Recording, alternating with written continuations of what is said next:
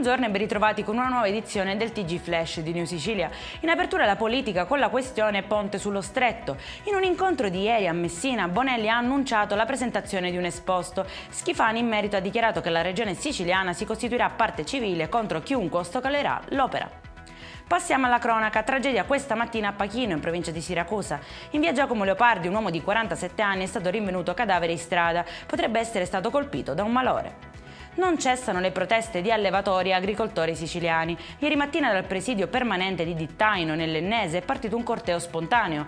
Anche alcuni cittadini, in segno di solidarietà, hanno spento le auto. La protesta si sposterà il 20 marzo davanti alla sede della regione siciliana. A Trapani un'operazione della finanza ha permesso di scoprire un mercato del pesce totalmente abusivo. All'interno, oltre a diverse violazioni sanitarie e igieniche, vi erano anche dei lavoratori impiegati in nero.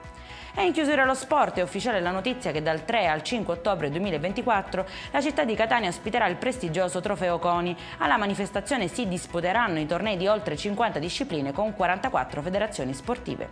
Ed è tutto per questa edizione, prossimo appuntamento alle 19:30. Buona giornata!